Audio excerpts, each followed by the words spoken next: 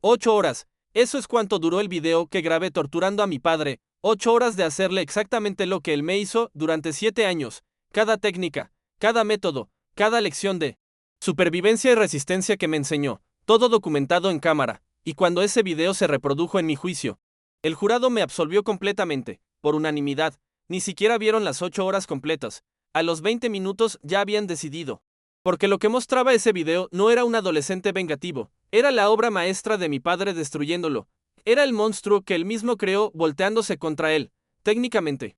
Mi padre se suicidó, solo usó mis manos para hacerlo. ¿Alguna vez han sido entrenados tan perfectamente para algo que cuando finalmente lo hacen es como puro instinto?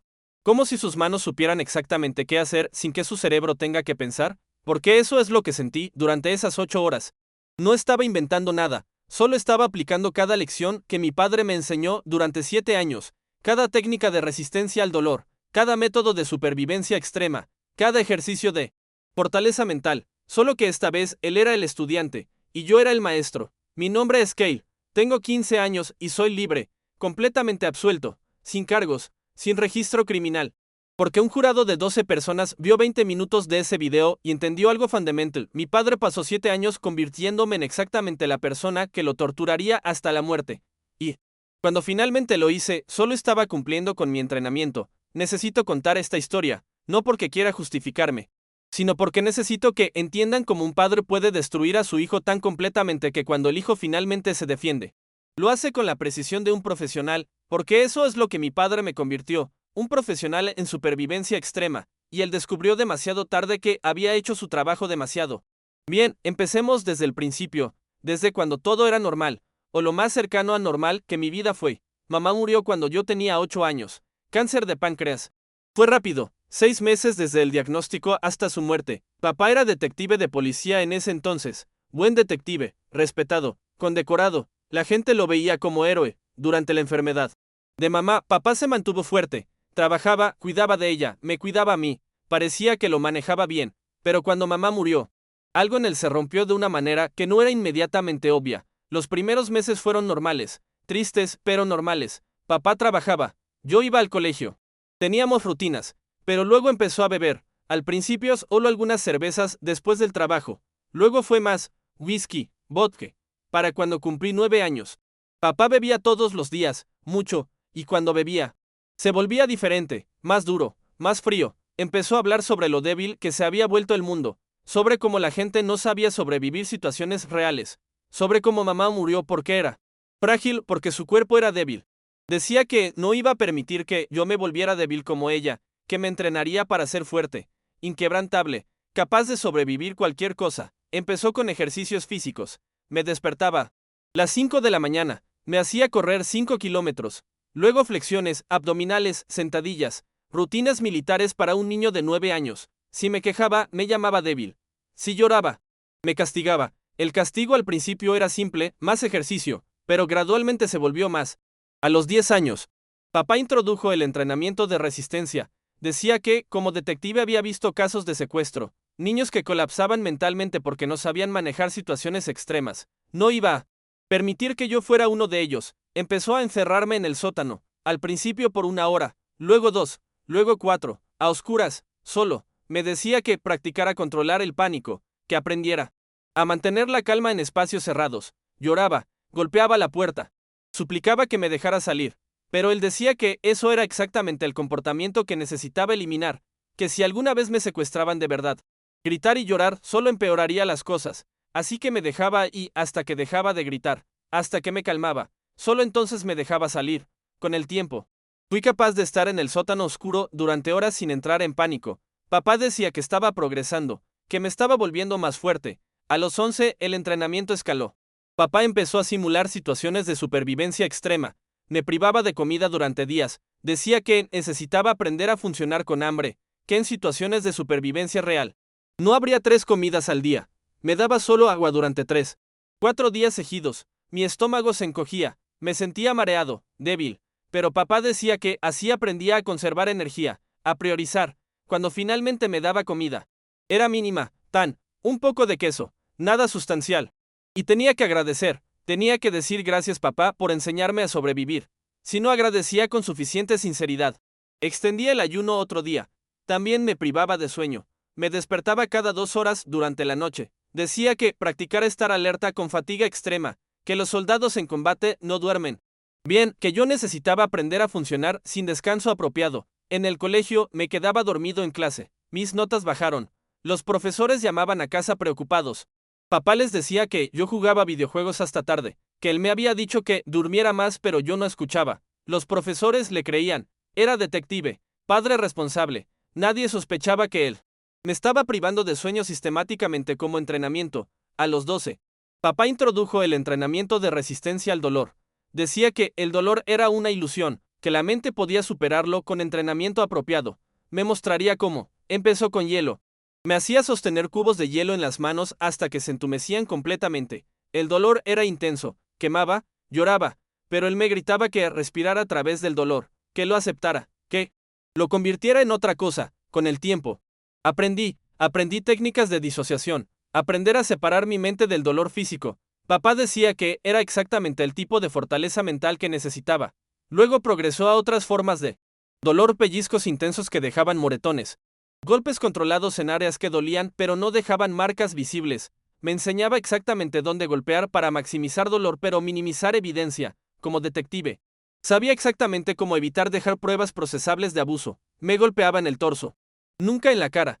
En las plantas de los pies donde nadie miraría. En el cuero cabelludo bajo el cabello. Y todo el tiempo me explicaba por qué lo hacía. Porque cada golpe era lección. Porque el dolor me hacía más fuerte. Empecé a creerle. Porque ¿qué otra opción tenía? Era mi padre. El único padre que me quedaba. Si él decía que esto era por mi bien, tenía que serlo. A los 13. Papá empezó a documentar el entrenamiento en un diario. Escribía cada ejercicio, cada técnica, cada progreso que yo hacía. Lo llamaba Proyecto Kale, creando resistencia humana óptima. Leí partes del diario cuando él no miraba. Describía cada fase del entrenamiento con orgullo. Hablaba sobre cómo estaba creando al humano más resistente posible, alguien que podría sobrevivir cualquier situación extrema. Había secciones sobre privación sensorial, sobre técnicas de interrogatorio que planeaba enseñarme, sobre cómo romper la psique humana y luego reconstruirla más fuerte. No era el diario de un padre, era el diario de un científico loco documentando experimentos en humano, y yo era el sujeto de prueba. A los 13 también empezó el entrenamiento de interrogatorio. Papá decía que en su trabajo interrogaba sospechosos, conocía todas las técnicas psicológicas para romper a la gente, y me enseñaría cómo resistirlas. Me ataba a una silla en el sótano, me dejaba ahí, durante horas con luces brillantes apuntando a mi cara. Privación de sueño combinada con interrogatorio constante. Me hacía preguntas sobre cosas inventadas. Me acusaba de cosas que no hice. Gritaba. Me insultaba. Me amenazaba. Todo para enseñarme a no quebrarme bajo presión psicológica. Si confesaba algo, cualquier cosa, aunque fuera falso, me castigaba. Decía que había fallado el ejercicio. Que en interrogatorio real. Confesar te destruye. Aprendí a no decir nada. A mirar fijo sin emoción. A desconectarme mentalmente mientras él gritaba. Papá decía que estaba orgulloso, que yo tenía resistencia mental de adulto entrenado, que a mi edad eso era extraordinario. Las sesiones de interrogatorio duraban 6, 8 horas. Salía del sótano completamente agotado. Papá me daba algo de comida y me mandaba a dormir. Al día siguiente, colegio normal, como si nada hubiera pasado. A los 14. Papá introdujo entrenamiento de ahogamiento simulado. Dijo que era técnica de interrogatorio real que algunos países usaban, waterboarding, y necesitaba aprender a resistirlo. Me acostaba en una tabla inclinada, me cubría la cara con tela, me echaba agua. La sensación de ahogamiento era terrible. Mi cuerpo entraba en pánico automático, no podía respirar. Sentía que me moría, pero papá seguía echando agua, y me gritaba que respirara a través de ello, que controlara el pánico, que era solo agua. No me estaba matando, solo enseñándome límites. Las primeras veces colapsaba, vomitaba, lloraba incontrolablemente. Papá decía que era normal, que eventualmente mi cuerpo aprendería, y aprendió, con suficiente repetición. Aprendí a controlar el pánico lo suficiente para no colapsar. Seguía siendo horrible, pero podía soportarlo. Papá documentaba todo en su diario, tiempos de resistencia, niveles de pánico, progreso medible. Estaba creando un manual de cómo torturar psicológica y físicamente a un niño y llamarlo. Entrenamiento en el colegio era un fantasma. No tenía amigos, no participaba en actividades, solo asistía a clases como Zambi. Y volvía a casa al entrenamiento. Los profesores notaban que algo andaba mal. Pero cuando llamaban a papá, él explicaba que yo estaba pasando por duelo tardío por mi madre, que estaba en terapia, que estaba mejorando. Nadie verificaba. Era detective respetado. Le creían. A los 14 y medio.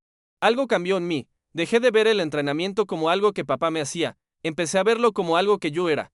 Ya no era Cale el niño normal. Era Cale el proyecto, el experimento, la prueba de que un humano puede ser entrenado para resistir cualquier cosa. Y empecé a documentar también. Instalé cámaras ocultas en la casa, pequeñas, en esquinas donde papá no miraría, en el sótano donde pasaba el entrenamiento, en mi cuarto, en la sala. Gastó todos mis ahorros comprándolas online. Las instalé durante semanas cuando papá trabajaba. Grababan constantemente. A un servidor cloud que papá no conocía. ¿Por qué las instalé? Al principio pensé que era para evidencia, para eventualmente denunciarlo, pero profundamente creo que era otra cosa. Quería documentar la creación del proyecto. Quería prueba de la transformación. Las cámaras grabaron todo durante 6 meses. Cada sesión de entrenamiento, cada castigo, cada momento de la creación. De la obra maestra de papá. Y entonces llegó la noche que cambió todo. Fue hace 3 meses. Yo tenía 15 años y 2 meses. Papá había estado bebiendo más de lo normal. Estaba de mal humor. Había perdido un caso importante en el trabajo. Estaba frustrado. Decidió hacer una sesión de entrenamiento de ahogamiento, pero estaba borracho. No controlaba bien. Me puso la tela. Empezó a echar agua, pero no paraba. Normalmente paraba cada 30 segundos para que recuperara aire. Esta vez cejía y cejía. Empecé a ahogarme de verdad. Mi cuerpo convulsionaba. Ya no era entrenamiento. Me estaba matando. Eventualmente paró. Me quité la tela. Tosía agua. Vomité. Casi me desmayo. Papá se rió. Dijo que esa había sido la sesión más realista hasta ahora. Que había respondido bien. Luego se fue a su cuarto y se quedó dormido borracho. Me quedé en el sótano, tosiendo, temblando, y algo hizo clic en mi cerebro. 7 años. 7 años de entrenamiento.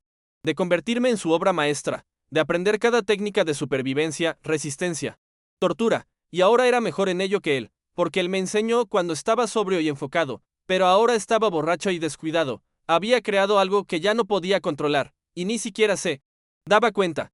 Esa noche, mientras papá dormía, bajé a su estudio, saqué el diario, leí cada página. 7 años de documentación. Proyecto Cale, crear resistencia humana óptima. Había una entrada reciente que decía, fase final próximamente. Cale está casi listo. El entrenamiento de combate directo será la última fase. Una vez complete eso, el proyecto estará terminado. Habré creado al superviviente perfecto. Leí eso y entendí algo. Para papá, yo era un proyecto con fecha de terminación. ¿Y luego qué? ¿Me exhibiría? ¿Escribiría un libro sobre sus métodos? ¿Empezaría con otro niño? No podía permitir ninguna de esas opciones. Volví al sótano. Al mismo sótano donde me había entrenado durante años. Preparé todo. Cuerda. La misma silla donde me ataba. La luz brillante. El recipiente con agua. Las herramientas que él usaba. Subí a su cuarto. Dormía profundamente. El alcohol lo tenía noqueado. Lo desperté. Confundido, intentó levantarse. Le dije que necesitábamos hacer una sesión especial de entrenamiento, que yo iba a demostrar todo lo que había aprendido, todavía medio borracho. Asintió. Bajó conmigo al sótano. Cuando vio la configuración, sonrió. Pensó que yo había preparado mi propio entrenamiento, que estaba tan dedicado que yo mismo organizaba las sesiones. Siéntate, papá. Le dije, te voy a mostrar lo que me enseñaste. Se sentó en la silla, y antes de que pudiera reaccionar, lo até, rápido, fuerte, usando los mismos nudos que él me enseñó, los que no se pueden desatar sin ayuda. Se dio cuenta demasiado tarde. ¿Qué mierda haces? Gritó. Desamárrame. No, papá. Dije con calma. Ahora es tu turno de aprender. Me entrenaste durante 7 años. Me convertiste en tu obra maestra. Y ahora tu obra maestra te va a enseñar todo lo que aprendió. Intentó forcejear. Pero los nudos eran perfectos. Yo había aprendido del mejor. Verifiqué que las cámaras estuvieran grabando. Lo estaban. Ángulos perfectos del sótano. Todo documentado. Y empecé explicándole a cámara exactamente qué iba a hacer y por qué. Esto es documentación del proyecto Cale. Fase final, donde el estudiante demuestra dominio completo de todas las lecciones. Papá gritaba, me insultaba, me amenazaba, pero yo había sido entrenado para resistir presión psicológica. Sus gritos no me afectaban. Empecé con privación sensorial. Le vendé los ojos. Le puse auriculares con ruido blanco, como él me había hecho cientos de veces. Lección 1. Dije a cámara, privación sensorial. Aprendí esto cuando tenía 9 años. Papá me encerraba en este sótano oscuro durante horas. Me enseñó a mantener la calma, sin estímulos externos. Dejé a papá ahí. Por 2 horas, sin vista, sin sonido apropiado, solo atado a una silla. Cuando le quité la venda y los auriculares, Estaba sudando, asustado, le dije que solo estábamos empezando, que teníamos otras 6 horas de lecciones por repasar. Lección 2. Privación de comida y agua. Explicaba a cámara cómo papá me privaba de comida durante días, cómo me enseñó a funcionar con hambre extrema. No le di nada de beber ni comer, obviamente no. Podía hacerlo durante días como él me hacía, pero podía hacerlo durante las 8 horas que planeaba. Su boca se secaba, pedía agua, yo ignoraba. Lección 3. Resistencia al dolor. Aquí empecé a aplicar las técnicas físicas, los pellizcos intensos en lugares específicos, los golpes controlados donde duele más pero no deja marcas visibles permanentes. Papá gritaba, decía que parara, que estaba loco, que me iba a arrepentir, pero yo había sido entrenado para no quebrarme bajo gritos. Le expliqué eso calmadamente a cámara. Papá me enseñó resistencia psicológica. Sus amenazas no tienen efecto en mí porque él me entrenó demasiado bien. Continué, explicando cada lección, demostrando cada técnica. Papá lloraba, suplicaba, se orinó en algún punto.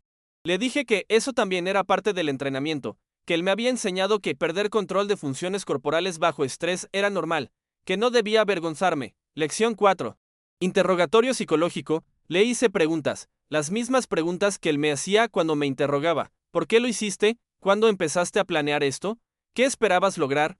Pero en lugar de preguntar sobre cosas inventadas, preguntaba sobre el proyecto Kale. ¿Por qué me convertiste en esto? ¿Cuando decidiste destruir a tu hijo? ¿Qué esperabas crear? Al principio no respondía, gritaba, insultaba, pero conforme las horas pasaban y el dolor y el agotamiento lo afectaban, empezó a hablar. Dijo que, después de que mamá murió, necesitaba propósito, necesitaba crear algo, y decidió que me crearía a mí, me convertiría en lo que él nunca pudo ser, el humano perfectamente resistente. ¿Y qué pasaría cuando terminaras? Pregunté. Cuando el proyecto estuviera completo, no tenía respuesta coherente, algo sobre publicar sus métodos, sobre demostrar que funciona, sobre crear más como yo, ¿más niños? Pregunté, ¿ibas a hacer esto a otros niños? Si encontraba candidatos apropiados. Dijo, el método funciona, eres prueba. Esa respuesta me puso frío, completamente frío. Le dije a cámara que esto confirmaba la necesidad de terminar el proyecto permanentemente, que no podía permitir que se replicara. Llegamos a la lección 5. La más difícil, waterboarding. Incliné la silla como él hacía conmigo, le puse la tela sobre la cara, y empecé a echar agua. Papá entró en pánico inmediatamente. Su cuerpo convulsionaba, trataba de gritar bajo la tela, exactamente como yo hacía. Le dije que respirara a través de ello, que controlara el pánico, que era solo agua, las mismas palabras que él me decía, pero no controlaba, porque nunca había sido entrenado como yo, nunca desarrolló la resistencia. Paré después de 30 segundos. Luego otra vez, y otra. Durante 40 minutos le hice waterboarding intermitente, como él me hacía, cuando paré. Estaba roto, lloraba incontrolablemente, suplicaba que parara, decía que lo sentía, que nunca debió hacerme eso, pero lo habías hecho. Le dije, durante 7 años, y me convertiste en esto, en alguien capaz de hacer esto sin sentir nada, y era verdad, durante todo el proceso yo no sentía nada, ni culpa, ni satisfacción, ni horror, solo una calma fría. Estaba aplicando lecciones, completando el entrenamiento, siendo la obra maestra que él creó, en la marca de las 6 horas. Papá estaba completamente quebrado, ya no gritaba, solo lloraba quietamente, murmuraba cosas sin sentido. Le hice una pregunta final, la pregunta que necesitaba responder para la cámara. ¿Te arrepientes de lo que me hiciste? Esperaba que dijera sí, que admitiera que estuvo mal, que pidiera perdón. Pero incluso quebrado, incluso después de 6 horas de experimentar su propio entrenamiento, me miró y dijo, hice lo que debía, te hice fuerte, eres perfecto ahora, eres exactamente lo que planeé. No había arrepentimiento, ni siquiera torturado, ni siquiera enfrentando su propia creación. Volteada contra él, todavía creía que había hecho bien. Algo en mí cambió en ese momento. Había planeado parar después de 8 horas, documentar todo, llamar a la policía, usar el video como evidencia. Pero su falta de arrepentimiento me hizo darme cuenta de algo. Si sobrevivía a esto, volvería a hacerlo, encontraría otros niños, crearía más proyectos. Le hice waterboarding una última vez, pero esta vez no paré a los 30 segundos. Seguí, y seguí. Su cuerpo convulsionaba violentamente. Intentaba gritar, pero el agua llenaba todo. Eventualmente dejó de moverse. El agua había entrado a sus pulmones. Se estaba ahogando de verdad, como casi me ahoga a mí la noche anterior. Lo mantuve así hasta que su cuerpo dejó de responder, hasta que supe que había cruzado el punto de no retorno. Luego paré, le quité la tela. Su cara estaba azul, no respiraba. Intenté reanimarlo. RCP, tal como me enseñó en las lecciones de primeros auxilios que me dio años atrás, pero no funcionó, su cuerpo no respondía, estaba muerto. Me senté en el piso del sótano, mirando su cuerpo atado a la silla, mirando a las cámaras que habían grabado todo, 8 horas de video, documentando todo. Cada lección, cada técnica, mi explicación calmada de cada fase del entrenamiento, el interrogatorio donde confesó sus planes, su falta de arrepentimiento, y al final, su muerte por ahogamiento, la misma técnica que usó en mis cientos de veces. Llamé a la policía, les dije que mi padre estaba muerto, que yo lo maté, que había video de todo. Llegaron en minutos. Colegas de papá, detectives que lo conocían, me arrestaron, vieron el cuerpo, vieron la configuración en el sótano, vieron las cámaras. Confisqué todo, les di acceso al servidor cloud donde estaba todo el video, les dije que miraran desde el principio, no solo las 8 horas de esa noche, sino los 6 meses anteriores de grabaciones, todas las sesiones de entrenamiento, todo el abuso documentado. Les tomó semanas revisar todo, 100 horas de video, mostrando sistemáticamente 7 años de tortura disfrazada de entrenamiento. Encontraron el diario de papá, Proyecto Kale, toda la documentación de sus métodos. También investigaron su historial en la policía. Descubrieron que había sido investigado internamente 3 veces por brutalidad excesiva durante interrogatorios. Sus superiores lo sabían, lo protegieron, lo trasladaron a diferentes departamentos, pero nunca lo despidieron. El caso se volvió enorme. No solo era sobre mí matando a mi padre, era sobre un detective corrupto que torturaba a su hijo usando técnicas policiales y cuya institución lo protegía. El juicio fue un circo. Fiscalía me acusaba de asesinato premeditado. Tenía las cámaras instaladas con anticipación, preparé todo, lo até, lo torturé durante 8 horas, claramente premeditado. Mi defensa argumentaba: defensa propia retardada bajo estrés postraumático extremo, años de abuso, el incidente de ahogamiento la noche anterior que casi me mata, el miedo justificado de que me mataría eventualmente, pero lo que cambió todo fue el video, las 8 horas. El juez decidió que el jurado debía verlo, al menos parte. Para entender el contexto, empezaron a reproducirlo. Mi abogado advirtió que era perturbador, que mostraba tortura explícita, pero el jurado insistió. Vieron la primera hora, mi explicación calmada de cada lección, la privación sensorial, el inicio de la privación de agua, mis referencias constantes a cómo papá me había enseñado cada técnica. Vieron la segunda hora, el interrogatorio, papá confesando que planeaba replicar sus métodos con otros niños, admitiendo que me había convertido en experimento. Vieron la tercera hora, el waterboarding, papá rompiendo completamente, y luego, incluso roto, diciéndome que no se arrepentía, que me había hecho fuerte. A los 20 minutos de video, 2 miembros del jurado estaban llorando. A la hora, varios se veían enfermos. A las 3 horas, pidieron parar. El juez preguntó al jurado si necesitaban ver más para tomar una decisión. Todos dijeron que no, que ya habían visto suficiente. Deliberaron 4 horas, volvieron con el veredicto, no culpable, por unanimidad. La jueza explicó el razonamiento. El video mostraba claramente que yo había sido sometido a años de tortura sistemática, que había sido entrenado específicamente en las técnicas que usé, que mi padre había creado deliberadamente a alguien capaz de exactamente lo que le hice. El interrogatorio en el video, donde confesaba sus planes de replicar sus métodos con otros niños, establecía peligro continuo no solo para mí, sino para futuros víctimas, y crucialmente, mi comportamiento en el video mostraba disociación severa, hablaba con calma monstruosa, explicaba cada acción sin emoción. Los expertos psiquiátricos testificaron que eso era consistente con víctima de trauma extremo actuando en estado disociativo. No era venganza. Era el producto inevitable del proyecto Kale completándose de la única manera que podía completarse, destruyendo a su creador. La jueza también señaló la falta de arrepentimiento de mi padre incluso mientras era torturado. Eso demostraba que representaba peligro permanente. El veredicto fue absolución completa, sin cargos, sin registro criminal, pero la jueza ordenó tratamiento psiquiátrico intensivo. Dijo que, aunque no era culpable criminalmente, claramente necesitaba ayuda para procesar 7 años de trauma, así que estoy en terapia intensiva, diaria. Los doctores intentan ayudarme a reconectar emocionalmente. Dicen que la disociación que me permitió hacer lo que hice es mecanismo de supervivencia que ya no necesito, pero no estoy seguro de querer reconectarme, porque si empiezo a sentir, tendré que sentir todo, no solo lo que hice, sino lo que me hicieron durante 7 años. El video nunca se hizo público. Es evidencia sellada, pero partes se filtraron, lo suficiente para que la gente sepa la historia general. Algunos me ven como víctima que se defendió, otros como monstruo que torturó a su padre durante 8 horas. Ambas cosas son verdad. El departamento de policía fue investigado. Oficiales que protegieron a mi padre enfrentan cargos. El sistema que permitió que un detective abusivo operara libremente está siendo reformado. No tengo dónde vivir. Mi casa era escena de crimen. Eventualmente la vendieron. Vivo en hogar grupal temporal mientras los servicios sociales deciden qué hacer conmigo. No tengo familia. Era hijo único. Papá era hijo único. Mamá tenía un hermano, pero no hemos hablado en años. Estoy solo. Los terapeutas dicen que eventualmente podré formar relaciones, que podré confiar en gente, pero no sé si es verdad, porque la única relación significativa que tuve durante 7 años fue con mi padre. Y esa relación me enseñó que la gente que dice amarte puede destruirte sistemáticamente mientras dice que es por tu bien. Esta es mi historia, la historia del chico de 15 años que torturó a su padre durante 8 horas y grabó todo, el video que me absolvió completamente. ¿Hice bien? ¿Hice mal?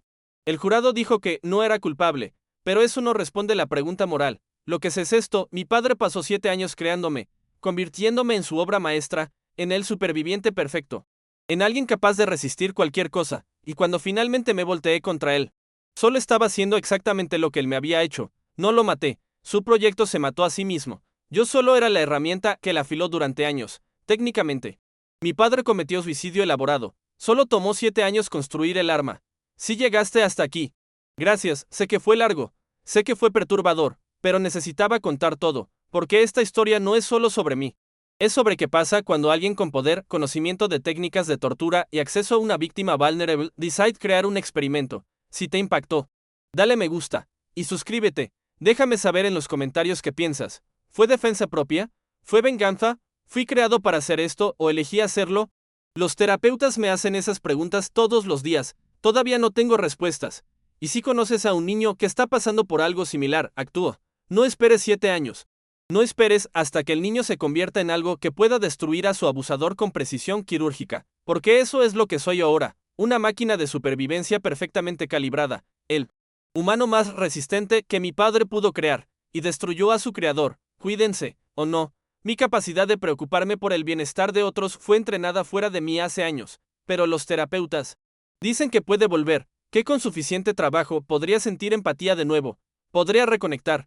Tal vez, o tal vez el proyecto Kell es permanente, y tal vez eso esté bien, porque si puedo sobrevivir 7 años de tortura sistemática y salir funcional, puedo sobrevivir cualquier cosa. Papá tenía razón sobre una cosa, me hizo fuerte, solo no anticipó que usaría esa fuerza contra él.